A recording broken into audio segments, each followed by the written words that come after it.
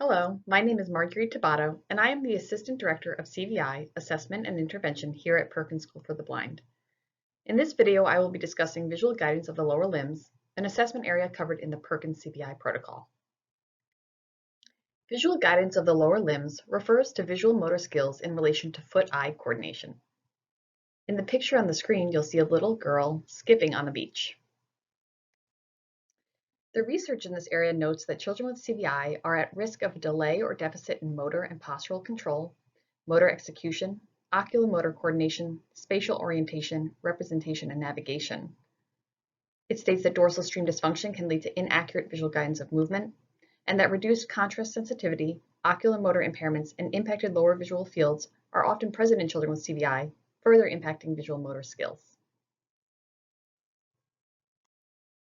Some individuals with CVI may demonstrate reduced visual attention to their lower limbs, difficulty placing their feet correctly on targets, such as on a shoe, navigation challenges resulting in tripping or frequent falls, overstepping or understepping when approaching changes in depth, and challenges walking over uneven ground. Visual guidance of the lower limbs may be further impacted by the presentation of the floor surface. So is the floor surface patterned? Is the child transitioning between different types of flooring, such as wood to carpet?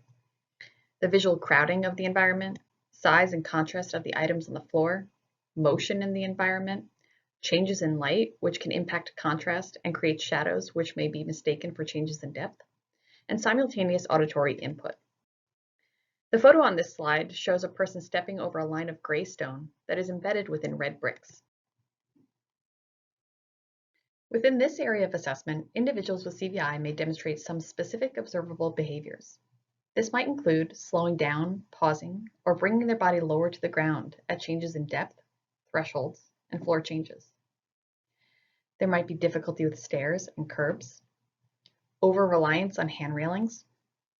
They might use their foot to locate and judge changes in depth, and they may demonstrate difficulty in unfamiliar environments. The picture on this slide shows a young child transitioning from a play area consisting of wood chips over a wooden threshold and onto grass. The student is crouched down on the wood chips with two hands on the wooden threshold and his right leg extended over the threshold and onto the grass. There are many different ways to support accessibility within this area of assessment. Some examples may include color highlighting of railings or the top and bottom of stairs, for example, traveling when there's less commotion in the environment, mobility supports such as a long cane, providing verbal cues and support in new environments, step counting, and the use of visual markers to note approaching changes in depth. Rachel, a CVI parent, is a voice of CVI. The photograph on this slide shows a young child standing halfway in a car. His left hand's on top of the car and his right hand is on the open door. Rachel shared her son's difficulty with transitioning out of the car. He was screaming, yelling, and kicking because he needed support to get out of the car, and I wasn't there in 0.5 seconds to help him. After that, we added a bright yellow strip to show him where to step, and then we brought a small stool, so it wasn't a huge step down from the car. Dagport, an adult with CVI, shares her experience. Navigating steps, sidewalks, patterned surfaces, and patterned carpets is almost impossible for me if I don't use a cane. Patterned carpets are a nightmare. Delia is a CVI parent who shared the following. CVI gives me a better understanding of my son's interaction with the world. We were visiting a lake yesterday and he went out on a narrow pier. He got very fearful and told me to be careful as it was very unstable and wiggly. When I walked out on it, I found it to be rock solid and no movement at all, but I noticed the water to be very choppy. My son got off the pier and proceeded to throw rocks into the water for 20 minutes to help regulate after this scary moment on the dock.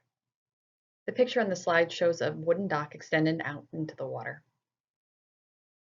Here is some current research and literature on visual motor and CVI. It's also available on cvinow.org. Every child with CVI is teachable, and every child has a right to a meaningful and accessible education.